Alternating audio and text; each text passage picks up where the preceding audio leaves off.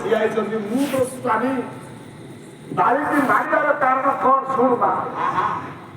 ପଚାରି ଦେଇଛନ୍ତି ପ୍ରଶ୍ନ କାହିଁକି ତୁ ମୋ ସ୍ୱାମୀକି ମାରି ମୋତେ ବିଧବା କଲୁ ରାମ କହିଲେ ସୀତାଙ୍କୁ ଖୋଜି ଖୋଜି ଗଲାବେଳେ ଚଢ଼େଇ ଭାବରେ ପଡ଼ିଗଲି ବସି ଯାଇଛି ଗଛ ମୂଳେ ମୋ ଭାଇ ଲକ୍ଷ୍ମଣ ସହିତ ବସିଗଲା ବେଳେ ସୀତା ମୋର ଦୁଆରେ ଗଲା ମୋ ଭକ୍ତ ପତ୍ନୀ ସୀତା ସୀତା କହି ଆଖିରୁ ଧାର ଧାର ମୁହ ଧରେଇଥିଲା ବେଳେ ବକ ଚଢ଼େଇଟା ବା ବକଟା ଦେଖିଲା ଆରେ ଦି ଜଣ କିରେ ସୁନ୍ଦର ସୁନ୍ଦର ଯୁବକ ଦି ଭାଇ ସୁନ୍ଦର ଧନୁର୍ବାଣ ଜଟାଜୁଟ ସୌନ୍ଦର୍ଯ୍ୟମୟ ବର୍ଷ ପରିଧାନ ପୂର୍ବ ପାଇଁ ରାଜପୁତ୍ର ନିଶ୍ଚିତ ଭାବରେ ତାଙ୍କୁ ଟିକେ ଛାଇ କରି ଆଜ୍ଞା ଲଣ୍ଡା ଗଛଟା ସାର ପତ୍ର ନାହିଁ ପଇସା କ୍ଷମାସ କରା ସେ ଚଢ଼େଇକି ଦେଖନ୍ତି ତାର ସୁନ୍ଦର ପକ୍ଷ ବିସ୍ତାର କରି ପ୍ରଭୁଙ୍କର ମସ୍ତକକୁ ଛାଇରେ ଘୋଡ଼େଇ ରହୁଛି ଅନେଇ ଦେଲେ ରାମ ଠାକୁର କହିଲେ ଆହା ଆରେ ଲକ୍ଷ୍ମଣ ଦେଖୁଛୁ ସୀତା ତୋର ଦୁଆରେ ଗଲା ଖୋଜି ଖୋଜି ଆମେ ପାଇଲେନି ଆକାଶ ଏଇ ଗଛ ଉପରେ ବସିଥିବା ଚଢ଼େଇଟା ତାର ପକ୍ଷ ଛାଇ ଦ୍ୱାରା ଆମକୁ କେତେ ଖୁସି ଆଶୀର୍ବାଦ ମାନେ ଘରେ ସେବା କରୁଛୁ ପ୍ରଭୁ ଟିକେ ଅନେଇଲି ଯାଇପାରିଲେ ପ୍ରଭୁ ଅନେଇଲେ ଦି ଭାଇ ଅନେଇଲେ ଅନ୍ତର୍ଯାମୀ ନାରାୟଣ ସଚିନ୍ତା ବଣ୍ଡେ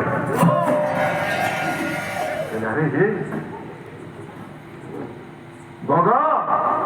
ଅନେଇଲା ବଗ ଅନେଇଲା କହିଲା କଣ ମୋ ନାଁ ଧରି ଡାକିଲି ଆରେ ତୁ କହିଲା ବଗ କହିଲା କହିଲା ରାମଚନ୍ଦ୍ର ବିଷ୍ଣୁ ପଦକୁ ଭଜିଲା ଉତାରେ ବକ୍ଷ ବକ୍ଷ ତୁ ଅଙ୍ଗରେ ବହି ବହନ ସେ ତମ ଖରା ନାଶ ନଦୀ ବକତାଏ ଗିର ତାର ଭଞ୍ଜ କହିଲେ ବକତା ବଗ କହିଲା ଏ ଗିର ବଗ କଥା କହିଲା କହିଲା ବିଶ୍ରାମ ବାର୍ତ୍ତା କହିଲା ସୁନ୍ଦର ଆପଣ ବିଶ୍ରାମ କରନ୍ତୁ ଗୋଟେ ବଢିଆ କଥା ଆପଣଙ୍କୁ କହିବି ବଗ ଆଜ୍ଞା କହିଲା କହିଲା ହେ ରାମଜୀ ମୁଁ ଯାହା କହୁଛି ଆପଣ ଶୁଣନ୍ତୁ ଆପଣ କାହାକୁ ଖୋଜୁଛନ୍ତି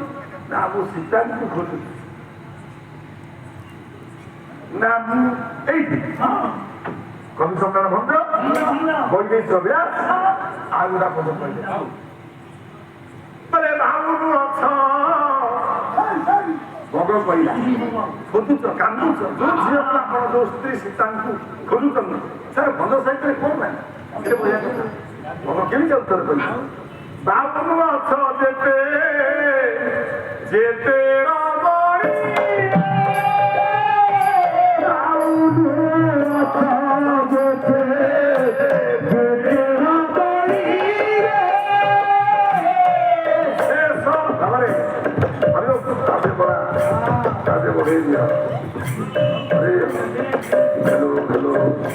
বিশেষ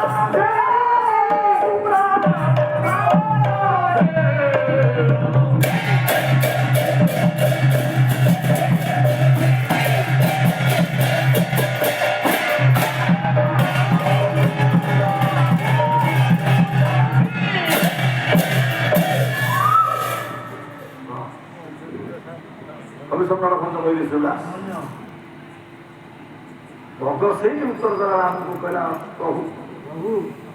ଦାସ ଚହଟି ଅଙ୍ଗୁ ଯାଉଥିଲା ଦେଢି ଥିଲେ ରଖେ ଭ୍ରମର ମାଳା ବର୍ଣ୍ଣ ଝଟକ ବିଜୁଳିରେ ନାହିଁ ବାରି ବାହାରେ ଦେଖିଛି ମୁଁ ବିରାଟି ମଧୁର ବାହାରୁଥିଲା ଝିରୁ ରାମ ଭଗ ପରିଚୟ ଦେଇଗଲା। ଏଇ ଯୋଉ ମାଟିକି ରଥ ଉପରେ ଧରି କିଛି ଗଲା ଲକ୍ଷ୍ୟ ମୁଁ ଦେଖିଛି 10 ମୁଣ୍ଡିଆ ରାମ। ଆପଣ କାନ୍ଦନ୍ତୁନି, ଦେଖିଛି ସେ ଏଇପଟେ ତମ ସେଇ ବୋଧେ ମା ସୀତା, ତା ବର୍ଣ୍ଣ ଘଟକ ବିଜୁଳିରେ ନାହିଁ। ଏତେ ସୁନ୍ଦର ଝିଅଟା, ତାର ସୌନ୍ଦର୍ଯ୍ୟ ବିରିକ୍ତମାନ ଚେହେରା, ବିଜୁଳି ଏତେ ସୁନ୍ଦର ହେଇଥିଲା। ତେଣୁ ସିଏ ଆଉ କେହି ନୁହନ୍ତି, ସେ ହଉଛନ୍ତି ସୀତା। ପ୍ରଥମ ସମ୍ବାଦ ଦେଲେ କିଏ ନା ଭଗବାନ। ପ୍ରଭୁ ଖୁସି ହେଇଗଲେ। ତେଣୁ ଏତେ କାନ୍ଦି କାନ୍ଦି ବୁଲିଲି, କେହି କହିନଥିଲେ। ସେଇଠି ଆଜ୍ଞା ଆଉ ଗୋଟିଏ ପକ୍ଷୀ କୁକୁଡ଼ା ବି କହିଥିଲା, ଆଜ୍ଞା ବନ କୁକୁଟ। ସେ ବି କହିଥିଲା, କହିଲା ଆଜ୍ଞା ମୁଁ ଦେଖିଛି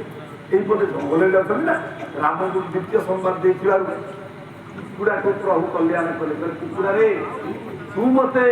ମୋ ସ୍ତ୍ରୀ ସୀତାକୁ କିଏ ନେଇଛି ସବା ଶିକ୍ଷା ଶୁଣ। ତୁ କହିଥିବାରୁ ତୋ ମୁଣ୍ଡରେ ଜଟ ହବ। କୁକୁଡ଼ା କୁକୁଡ଼ା ମୁକୁଟ, କୁକୁଡ଼ାର ଯୋଉ କୁକୁଡ଼ା କହିଥିବାରୁ ସେଇଦିନ ଠାରୁ କୁକୁଟର ମକୁଟ ହେଇଛି। ଆଉ ତତେ ଯିଏ ମାରିକିରି ଖାଇବ ରାମ ପକ୍ଷୀ, କହନ୍ତି ରାମ ପକ୍ଷୀ, ତାକୁ ଲିଙ୍ଗ ଭଗ୍ନ ଦୋଷ ଲାଗିବ। ଆଉ ଆଜିକାଲି ଦେଶୀ କୁକୁଡ଼ା ନହେଲେ ହେଇପାରିବନି, ତା ରେଟ୍ ହଉଛି 1000। ଇଏ ଭଙ୍ଗା ରାଜା କହୁଛି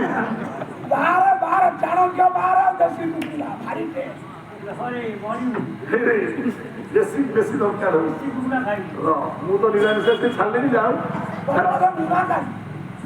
ଭାଇ ଚଳିବା ଲୋକ। ପ୍ରଭୁ କୁକୁଡ଼ାକୁ ଆଶୀର୍ବାଦ କଲେ, ବଙ୍ଗକୁ ବି ଆଶୀର୍ବାଦ କଲେ। ଭଗବାନ କହିଲେ ତୁ ମତେ କହିଥିବାରୁ ତୋତେ ବି କଲ୍ୟାଣ କରୁଛୁ, ତୁ କୁଆଡେ ଯିବୁ ନାହିଁ। ଏମିତି ବସିବୁ, ଏ ବର୍ଷା ଋତୁ ଆସିଲେ ତୋ ସ୍ତ୍ରୀ ତୋତେ ଖାଇବାକୁ ଆଣିକି ଦବ, ତୁ ଆଉ କୁଆଡେ ଯିବୁନି, ତୁ ଏ ଗଛରେ ବସିଥିବୁ। ଭଗ କହିଲା ପ୍ରଭୁ ଭଲ କଥା କହିଲ, ମୁଁ ପୁରୁଷ ମୋ ସ୍ତ୍ରୀ ନାରୀ, ମୁଁ ପୁରୁଷଟା ମୋ ସ୍ତ୍ରୀ ଅଇଁଠା ଖାଇବି, ଲୋକ କଣ କରିବି?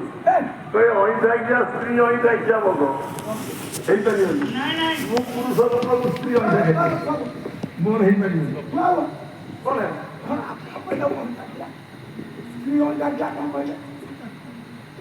ସ୍ତ୍ରୀ ଅଇଁଠା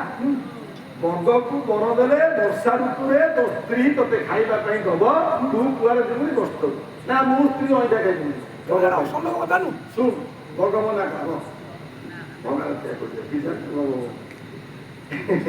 କହିଲେ ସେଇଠି ଆପଣ ମାନଙ୍କର ଭଗବାନ କହିଲେ ଭଗ ମନା କଲା, ଟିକେ ମୁହଁ ବଢିଲା। ଆଜ୍ଞା ସମସ୍ତେ କଣ ସ୍ତ୍ରୀ ଅଇଁଠା ଖାଇ ଭଲ ପାଏ? ହବ କି ସାର୍? ହବନି। ପାରିବାରିକ ଭିତରେ ଆପଣ ଦେଖନ୍ତୁ। ଆଉ ସିଏ ହେଲେ ତାହେଲେ ଆମର ସାନ କନିଷ୍ଠ, ସେମାନେ ମା ମାନଙ୍କର ଉତ୍ତିଷ୍ଟ ଆମେ ଖାଇପାରିବେନି। ତାକୁ ଭଙ୍ଗ ଲେଖିଦେଲେ, ଭଙ୍ଗ ମନା କଲା, ଆଉ ଆମେ ପୁଅ ପିଲା ଝିଅ ପିଲାକୁ ଆମେ ହେଇପାରିବୁ। ମୋ ଦରକାର ବର ନେଇଯାଅ ନା, ବଲ ବି ଉତ୍ତିଷ୍ଟ କହିଯାଇଥିଲେ ହରିଶଙ୍କର ବୋଲୁ ବଜାରେ କହିଦଉଛି, ବୋଲୁ ବୋଲେ ପାନ କରୁ ତୁ ଓଷ୍ଠ। ଠିକ ନା ନାଇଁ? ହେଇରେ ମଗ ବଦମାସିଆ ଗାଲୁଆ, କହିଲୁ ତ ସ୍ତ୍ରୀ ଅଇଁଠାକୁ ଖାଇକି ପ୍ରଭୁ ତମ ବର ନେଇଯା। ଯେତେବେଳେ ସପ୍ତମ କ୍ରିୟା କଲାବେଳେ ସ୍ତ୍ରୀ ପାଖରେ ବସି ଯେତେବେଳେ ପ୍ରେମ କରୁଥିବ, ବଲ୍ଲଭୀ ଉଚ୍ଚିଷ୍ଠ ବୋଲୁ ପାନ କରୁ ଓଷ୍ଠ କିସ୍ କଲାବେଳେ ଭାବିପଟା ଡାଇରେକ୍ଟ କରେ ଖରକ ହେଲେ ସେତେବେଳେ କେମିତି ବଢିଆ ଲାଗେ।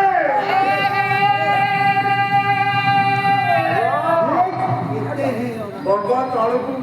ଲାଗିଲେ ପ୍ରଭୁ ଇଏ ବାରୁକା କଥା କହୁଛ, ଇଏ ଗୋପା ମା ତେଣୁ କବି ସମ୍ରାଟ ଭଞ୍ଜ। କିନ୍ତୁ ବଢିଆ କଥା, ପ୍ରାକ୍ଟିକାଲ ସାର୍ ଇଂଲିଶରେ କିସ୍, ଏଇ ତ କଥା ହେଲା, କିଛି ଅସୁବିଧା ପାଲା ତ ନିକେ ପାଲା ଶିକ୍ଷା ସଂସ୍କୃତ ଶବ୍ଦ ନା। ସେତେବେଳେ କେମିତି ହଉଛି ବରଦାନ ଦେଲେ ଏବେ ଜଗତ ଠାକୁର। ଆଜ୍ଞା ସେଥିରେ ଚତୁର୍ମାସ୍ୟରେ ଭଞ୍ଜ କହିଲେ ଚତୁରୀ ମାଂସ ହାଡ଼ି ଭଞ୍ଜ ବୈଦେଶିକ ଆପଣ ପଢ଼ିବେ ଖାଇ ଆପଣ ଦେଖିବେ ନା ବର୍ଷା ଋତୁରେ ସବୁ ବଗମାନେ କେହି ଯାଆନ୍ତିନି ବଗମାନେ ସବୁ ଗଛରେ ବସିବେ ତାଙ୍କ ସ୍ତ୍ରୀ ମାନେ ବଗୁଲି ମାନେ ସେ ଆଧାର ଆଣିକିରି ଆଇଁଷ ଫାଇଁଷ ଯାହା ତାଙ୍କର ଦରକାର ଆଇଁଷ ଖାଆନ୍ତି ମୁଁ ଜାଣିନି କୋଉ ମାସରେ ଖାଆନ୍ତି ଘର ମାସରେ ଖାଆନ୍ତି ବକପଞ୍ଚ କେତେକ ପଶୁକ ଚାକିରି ବଗ ଖାଇଲେ ସେଇ ବର୍ଷା ଋତୁରେ ବଗମାନେ ସ୍ତ୍ରୀ ଅଇଁଠା ଖାଆନ୍ତି ଭଗବାନ ମୀମାଂସା କରିଦେଲେ ଆସିଲା ବେଳେ ତାକୁ ବର ଦେଲେ ସ୍ତ୍ରୀ ଅଇଁଠା ଖାଇବୁ ତାକୁ ବର ଦେଲେ ତୋ ମୁଣ୍ଡରେ ଦତ ହଉ ତତେ କେହି ଖାଇବେ ନାହିଁ ଯିଏ ଖାଇବ ଅଧା ବର୍ଷରୁ ମରିବ। ଆଜି ଆମେ ପୁଅ ଝିଅ ବାହାଘର କଲେ ଆମ ବରଯାତ୍ରୀ ମାନେ କହୁଛନ୍ତି ଚିକେନ ବ୍ୟବସ୍ଥା ହବ ବ୍ୟବସ୍ଥା ହବ ନହେଲେ ଆଜ୍ଞା ହେଇପାରିବନି। ଏଇଥିପାଇଁ ଶ୍ରବଣାଶ୍ରବଣୀ କଥା ଆପଣ ମନେ ରଖିଦେବେ ସେଦିନ ସବରୀ ରାଜକୁମାରୀ ପଚାରିଦେଲେ ହୁଏ ବାପା ମୋତେ ବାହାଘର ପରେ ମ୍ୟାରେଜ ହବ ଇଏ କ'ଣ ଖାଇବା ପିଇବା ହବ ନା ଖାସି ସବୁ ବନ୍ଧା ହେଇଛନ୍ତି ଇଏ ସବୁ ପଚା ହେବେ ବରଯାତ୍ରୀ ମାନେ ଖାଇବେ ରାମଚନ୍ଦ୍ର ମାନେ ତା ମନରେ ଦୁଃଖ ହେଲା ମୁଁ ମୋ ସ୍ୱାମୀକି ଧରିକି ଘର କରିବି ମୋରି ପାଇଁ ଏ ଜୀବ ଗୁଡ଼ାକ ହତ୍ୟା ହେବେ ରକ୍ତ ତା ପୃଥିବୀରେ ପଡ଼ିବ ମୋର ବିବାହର ଖୁସି ପାଇଁ କେତେ ଜୀବ ଆଜି ହତ୍ୟା ହେବେ କେତେ ଖାସି ମରିବେ କେତେ ଜୀବ ହତ୍ୟା ହବ କିନ୍ତୁ ବାପା ମାନେ ବରଯାତ୍ରୀ ମାନଙ୍କୁ ମନା କରନ୍ତି ବାଇଶ ଛାଡ଼ ଇଏ ଆଜ୍ଞା ମାନିବ ମୁଁ କହିଲେ ମୋ କଥା କହିବେ ହବ ଆଜ୍ଞା ମୁଁ ଅବହେଳା କରିବି ନା କିନ୍ତୁ ଅଚ୍ୟୁତ କହିଥିଲେ ଗୋଟେ ମାଳିକା କଥା ଆପଣମାନେ ଯିବେନି ସେ ଚତୁର୍ଥ ପାହାଚ ଉପରେ ଠିଆ ହେଇଛି ତାରା ସ୍ୱାମୀ ପ୍ରଭୁ କାହିଁକି ମୋ ସ୍ୱାମୀକୁ ମାରୁଛନ୍ତି ଆରି ଉପରେ ଚତୁର୍ଥ ମାରୁଥିଲା ଅଚ୍ୟୁତାନନ୍ଦ କହିଲା ତେଣୁ ଶ୍ରମଣା ମନା କଲେ କହିଲେ ମୁଁ ବିବାହ ହେବି ସତ୍ୟ କିନ୍ତୁ ଏ ଜୀବ ହତ୍ୟା ଆପଣ କରନ୍ତୁ ଯଦି ଜୀବ ହତ୍ୟା କରିବେ ମୁଁ ବାହା ହେବିନି ସେୟା ମଧ୍ୟ ହେଲା ଶ୍ରମଣା ଚିନ୍ତା କଲେ ପୃଥିବୀରେ ରକ୍ତ ରଞ୍ଜିତ ହେଇଯିବ ମାଳିକା ଶାସ୍ତ୍ର ତମେ କ'ଣ ମାଳିକା କରିବ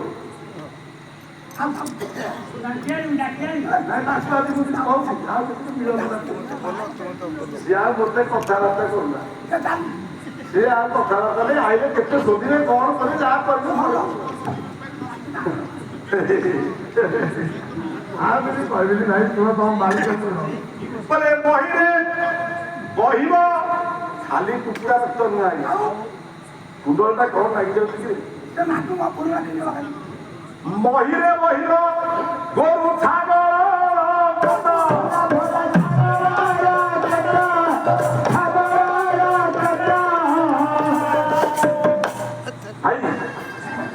মহিরে মহিরে গরু ছাগল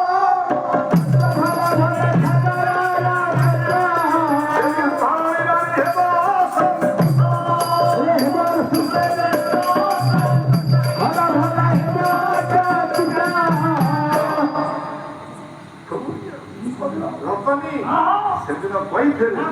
মহাপুরুষ অচ্যুত মহিরে মহিব গরু ছাগল ভগবানী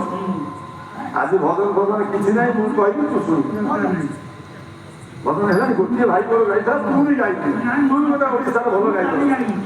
ଆଉ ଗୋଟେ ଗାଇଦେବୁ ତୁ ମନ କାହିଁକି ଯାଉ ସମସ୍ତେ ଗୋଟେ ଗାଈ କହିଲେ ସାର୍ ଆମର ଛାଡ଼ିଦେଲି ଏଠି ଆପଣଙ୍କର କିଛି କରେନି ମୋତେ ସେଇ ଯାଇ ଧମକେଇବେ ଆପଣ ତ କିଛି କରେଇ ଦେଲେନି ଆଉ କ'ଣ ଇଏ କ'ଣ ପଇସା ଦେବେ ମୁଁ ତ ଏକୁଟିଆ ଗଲା ବୁଝେ ହେଲା କ'ଣ ମହାପୁରୁଷ ଅଚ୍ୟୁତ କହିଲେ ମହିରେ ମହିର ଗୋରୁ ଛାଗଳ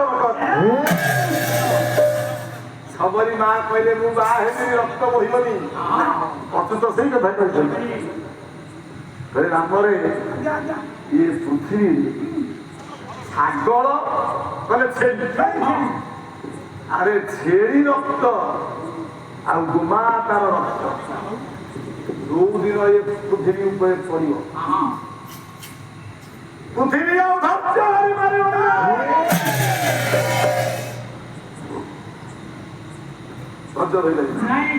କଣ ହବ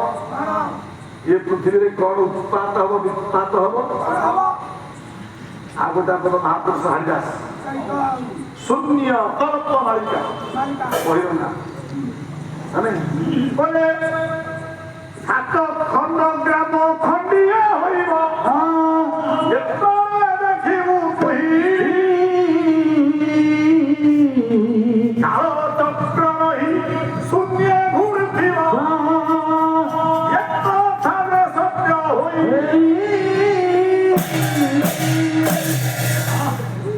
শূন্য গল্প তাকে অর্ঘি চাষ করতে মানে সাত খণ্ড গাঁ ভাঙ্গিকিরি গোটিয়ে হবে এই জন্য এই কোন আছে কাল চক্র রহি শূন্য ঘুরথিব গ্রাম নাটরা সদিব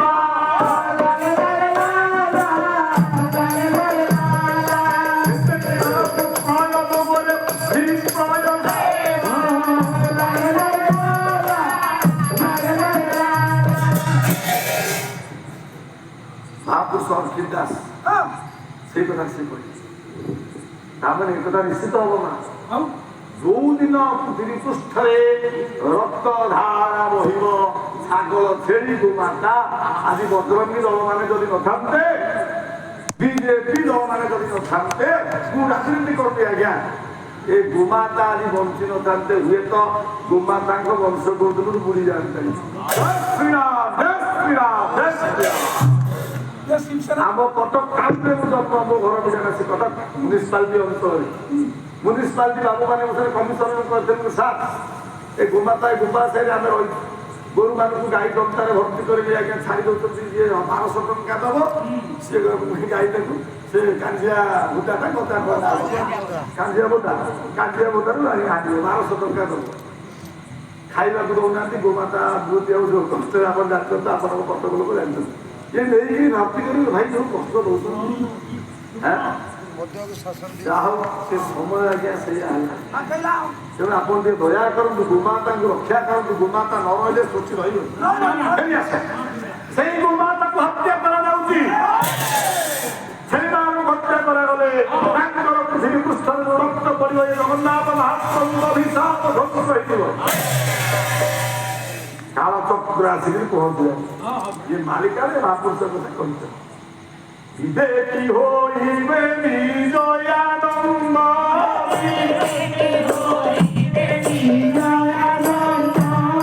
নারিকা বিরাট নরে সদারে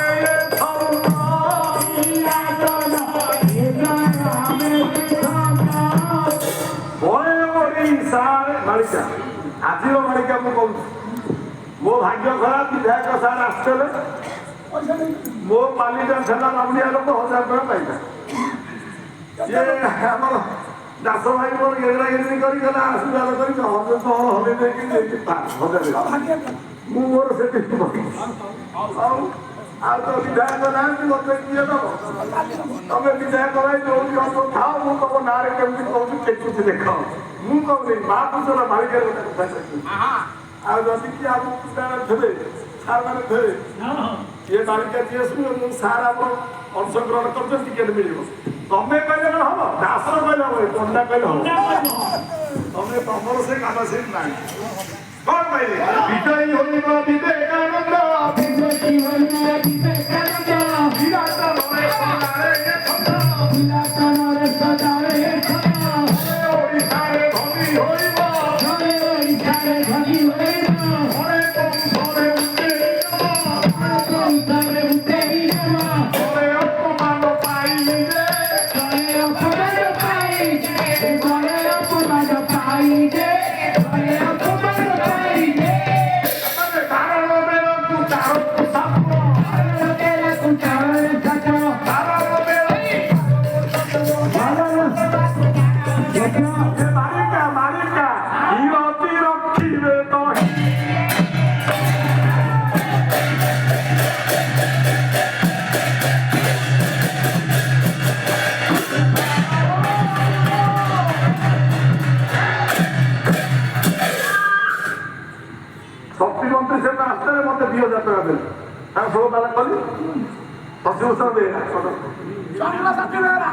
ଆଉ ତମ ସେ ଦେଇଥିବେ ଶିବ ସମୟ ଯୋଉ ଦେଇଥିବ ଏଇ ପଟା ଗାଈ 3,000 ଟଙ୍କା ପାଇଲେ ସିଏ ଆଉ କିଏ ଦେବେ ସେ ସାତ ପଳେଇଲେ ଯାହା ଅର୍ଥଟା କରିଦେଉଛି ବିବେକୀ ହୋଇବେ ବିଜୟାନନ୍ଦ ବିଜୁ ପଟ୍ଟନାୟକ ସାର୍ ଦେଖନ୍ତୁ ଇଏ କିଏ ମୁଁ ରାଜନୀତି କରୁନି ସାର୍ କ୍ଷମା ଦେବେ ନହେଲେ କିଏ ଢେଲା ଫେଲା ଫୋପାଡ଼ିବ ବର୍ତ୍ତମାନ ତ ଟିକେଟ ଫିକେଟ ଯାହା ହବ ମୁଁ କହୁନି ମାଳିକାରେ ସାର୍ ତ କେହି ନାହାନ୍ତି ଇଲେକ୍ସନ ହେଲା ଯଦି ଆମର ୱାର୍ଡ ମେମ୍ବର କାଉନ୍ସିଲର କିଏ ଠିଆ ହେଇଥିବ ଟଙ୍କା 5,000 ଦେଲେ ଆଉ ଟିକେ ବଢିଆ ଅଫସର କରିବି ଖାଲି ଖାଲି କହିବି ବିବେକୀ ହୋଇବେ ବିରାଟ ନରେଶ ଦାସ ଇଏ ସବୁ ବିଜୁ ପଟ୍ଟନାୟକ ସିଏ କିଏ ତାଙ୍କର ଜନ୍ମ କଣ ତାଙ୍କର ପୂର୍ବବର୍ତ୍ତୀ ଜନ୍ମ କଣ ସେ ହଉଛନ୍ତି ବିରାଟ ନରେଶ ମାରିକା ବିରାଟ ବିରାଟ ନରେଶ ନରେଶ କହିଲେ ରାଜା ସେ ହଉଛନ୍ତି ବିରାଟ ରାଜା ବିରାଟ କଟକର ଦ୍ୱାପର ଯୁଗର ସେ ହଉଛନ୍ତି ରାଜା ବଳେ ଓଡ଼ିଶାରେ ଧର୍ମ ପ୍ରଥମ ଧନୀ ସିଏ ନାଇଁ ପ୍ରଥମ ଧନୀ ଓଡ଼ିଶାର ଧନୀ ହୋଇବ ବଳେ କୌଶଳ ଉଠାଇ ନେବ ଇଣ୍ଡୋନେସିଆର ରାଷ୍ଟ୍ରପତି ତାଙ୍କୁ ଆଜ୍ଞା ଆକାଶ ମାର୍ଗରୁ ଆପଣ ଫ୍ଲାଇଟ୍ ଦ୍ୱାରା ଉଠେଇକି ଆଣିଥିଲେ କିଏ ପୁରା କଥା ରହିଛି ମୁଁ କଥା ପୁରା ବାଲ୍ମିକ କଳ୍ପ ବହିର ନାଁ ବାଲ୍ମିକ କଳ୍ପ ଆଜିର କହିବ ନା ଆଉ ବଳେ କୌଶଳେ ଉଡାଇ ନେବ ବଳେ ଅପମାନ ପାଇ 3 ଥର ଇଲେକ୍ଟେଡ୍ ହେଇପାରିଲେ ହାରିଲେ ମୁଁ ଜାଣିନି ଯାହା ମାଲିକା ଯାଇ ହାରିଛନ୍ତି ମଧ୍ୟ ଜିତିଛନ୍ତି ମଧ୍ୟ ବାରଣ ବେଳକୁ ତାର ପୋଷା ପୁଅ କିରାତି ରଖିବ ଶୈଳୀ ଜୟ ଶ୍ରୀରାମ ବାରଣ କହିଲେ ଶେଷ ବେଳ ତାଙ୍କ ପୋଷା ପୁଅ ନବୀନ ପଟ୍ଟନାୟକ ନବୀନ ସାର୍ ଆପଣ ଲୋକମାନେ କୋଉଠି ଅଛନ୍ତି ମୁଁ ଗରିବ ଲୋକ ଆଜ୍ଞା ମୁଁ ଭତ୍ତା ହେଇନି 1200 ରାଉରକେଲାରୁ ଖବର ଟିକେ ଦେବେ ଆମ କଟକ ରାବଣ ତାଙ୍କର ପଣ୍ଡା ବାବୁଙ୍କର ଆଗେ କର ଆଉ ଜଣେ ତମ ନାଁକୁ ନିନ୍ଦା କରି ଓଡ଼ିଶା ସାର ମୁଁ ଉଠେଇବି ଏମିତି ଓଡ଼ିଶା ସାର ବୁଲିକି ଖରାପ କରି ଶୋଧି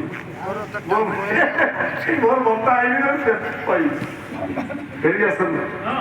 ନାଇଁ ଆଜ୍ଞା ତେଣୁ ମହାପୁରୁଷଙ୍କର କଥା ସତ୍ୟ ଆପରେ ଆଉ ଲେଡିସ୍ ମନ୍ତ୍ରୀ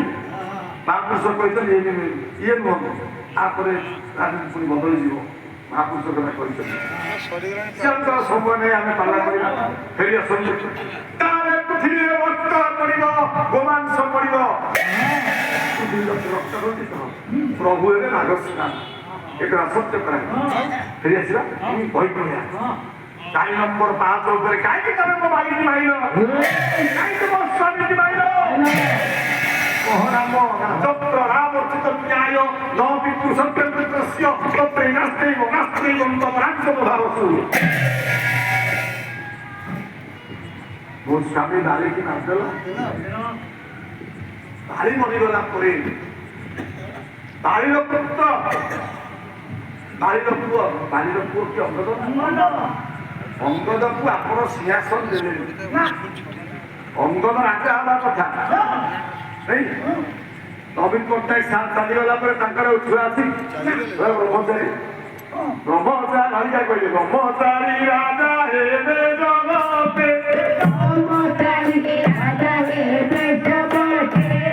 ନା ମୁଁ କହୁନି ଦେଖନ୍ତୁ ନଥିବେ ପୁତ୍ର ଭାରି ସଙ୍ଗତେ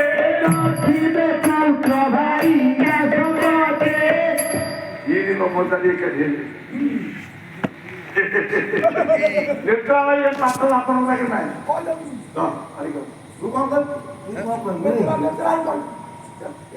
ବୁଢା ମତେ ବାড়ি ମୁଁ କହୁନି ପୁଣି ବିଷୟ ବ୍ରହ୍ମଚାରୀ ରାଜା ସାର୍ ଦେଖନ୍ତୁ ବ୍ରହ୍ମଚାରୀ ରାଜା ହେଲେ ଜଗତେ ମହାପୁରୁଷ କହିଲେ ବ୍ରହ୍ମଚାରୀ ଆମ ଓଡ଼ିଶା ରାଜା ବ୍ରହ୍ମଚାରୀ ନା ନାଇଁ ଦେଖ ପ୍ରମାଣ ଆମ ଗଜପତି ମହାରାଜ ଦିବ୍ୟ ସିଂହ ଦେବ ଆଜ୍ଞା ସିଏ କି ବ୍ରହ୍ମଚାରୀ କହିଲେ ଚଳେ ଆମର ମୋଦିଜୀ ମହାରାଜ ବସିଛନ୍ତି ଦିଲ୍ଲୀ ଦରବାରରେ ব্রহ্মচারী রাজা হেবে জগতে ব্রহ্মচারী রাজা হেবে জগতে নথিরে পুত্র ভারিরা সম্বতে অଛନ୍ତି ଏ ତିନି ବ୍ରହ୍ମଚାରୀ ଏକାଠି ହେଇଛନ୍ତି ଲୋ ବୋପା ବୁଝିଲୁ ଇଏ କରିଦୁବା ଶେଷ ବେଳ ତାପରେ ନାରୀ ମା ମାନଙ୍କର ପାଳି କରିବି ମା ମାନଙ୍କୁ ଦେଶ ଶାସନ କରିବ ମୋ ମା ମାନେ କରନ୍ତୁ ସେମାନେ ବଢି ଆସି ପଡ଼ିଲା ଝିଅମାନେ କେତେ ପାଠ ପଢିଲେ ଆଉ କାଲି କହୁଥିଲେ ସବୁ ବିଧବା ହେଇକି ସବୁ କଣ ଇଏ ସେ ନାଇଁ କିଛି ହବନି ସପନ ଫପନ କିଛି ନାହିଁ ସପନ ତାକ ସଙ୍ଗୀ ଚୌବନ ସପନ ରଥ ଚୌବନ ଛପନ ରଥ ସଙ୍ଗୀ ଚୌବନ ସଙ୍ଗୀ ଚୌବନ ଛପନ ରଥ ଏବେ ତୁ ଦେଖିବୁ ଶୁକଳା ମୁଖ ଏବେ ତୁ ଦେଖିବୁ ଶୁକଳା ମୁଖ ଆରେ କଳା ମୁଖ କଲେ ଜଗନ୍ନାଥଙ୍କ ଭୋଗ କେତେ ଛପନ ପଉତି କେତେ 60 ଛପନ ପଉତି ଛପନ ଭୋଗ ନାଇଁ ଆଜ୍ଞା ଜଗନ୍ନାଥଙ୍କର ଭୋଗ ହେଲା 60 ପଉତି 56 କଣ 6 ଯୁକ୍ତ 5 6 5 କେତେ 6 ଯୁକ୍ତ 5 11 বহুবার ব্রহ্মতত্ত্ব কিন্তু হে আর পাল্লা ভালো হয়ে গেল সে ঠিয়া ହେଇଛନ୍ତି ଆପଣ ଆସି ଆଉ ଗୋଟେ ରାସ୍ତା ହେଇଛନ୍ତି ଠିଆ ହେଇଛନ୍ତି ଆପଣ ମାନ କାହିଁକି ବସୁଛନ୍ତି ମାଇଲ ଯଦି ମାଇଲ ମୋ ପୁଅ ଅଙ୍ଗଦକୁ ରାଜ ସିଂହାସନ ନ ଦେଇ ରାମ ତମେ କାହିଁକି ସୁଗ୍ରୀବଙ୍କୁ ରାଜା କଲ ଯଦି ନିଜ ପୁଅକୁ ସିଂହାସନରେ ବସେଇଥିଲେ ରାଜ୍ୟ ରକ୍ଷା ହେଇଥାନ୍ତା ବାପା ସମ୍ପତ୍ତିରେ ପୁଅର ଅଧିକାର ଆପଣ ବାପା ସମ୍ପତ୍ତି ତାକୁ ଭାଇକି କେମିତି ଦେଇଦେଲେ ତା ପୁଅ ଯୋଉ ସମ୍ପତ୍ତି ଭୋଗ କରିଥାନ୍ତା ଆପଣ ଭାଇ ଆଜ୍ଞା ଦେଇପାରିବେ ମୁଁ ମରିଗଲେ ମୋ ପୁଅ ମୋ ଉତ୍ତରାଧିକାରୀ ହବ ନା ଆଜ୍ଞା ତାରା କହୁଛନ୍ତି ପ୍ରଭୁ ତାହା ସହିତ ଠିଆ ମୋ ସମ୍ପତ୍ତି ବାଳିର ସମ୍ପତ୍ତିଟା ହେଲା କିସ୍କିନ୍ଦା ରାଜ୍ୟ ସିଏ ତାର ତାକୁ କିଣିଛି ବା ଖର୍ଚ୍ଚ କରିଛି ସେ ତାର ଯାହା କରୁଛି ସେ ରାଜ୍ୟର ମାଲିକ ସୁଗ୍ରୀବ ମାଲିକ କି ବରଂ ସୁଗ୍ରୀବ ବିଶ୍ୱାସଘାତକ ଭାଇ ଠାରୁ ସବୁ ଦୁନିଆରେ କେହି ନାହିଁ ତାରା କହିଲା ଭାଇ ଠାରୁ ନିଜ ଆଜ୍ଞା ଦୁନିଆରେ ଯଦି ଶତ୍ରୁ ଥାଏ ଭାଇ ଯଦି ଶତ୍ରୁ ଥାଏ ନିଜ ଥାଏ ଭାଇ ସାର୍ କଥା ସତ୍ୟ ମୋ ବଡ଼ ଭାଇକୁ କହୁଛନ୍ତି ଆପଣ ବିଶ୍ୱାସ କରିବେନି ତହସିଲଦାର ଚାଣ୍ଡି ଚୌଦା ବ୍ଲକର ଶରଚନ୍ଦ୍ର ପଣ୍ଡା ଲକ୍ଷ ଲକ୍ଷ ଟଙ୍କା ଖାଇଛି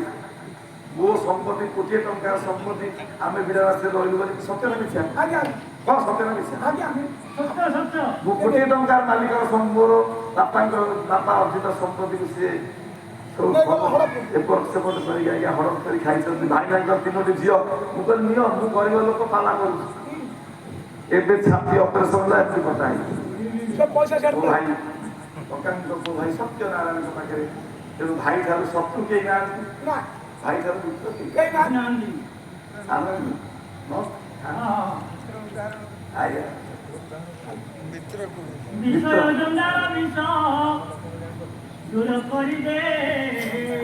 ଭଜନ ଶୁଣିବା ସାର୍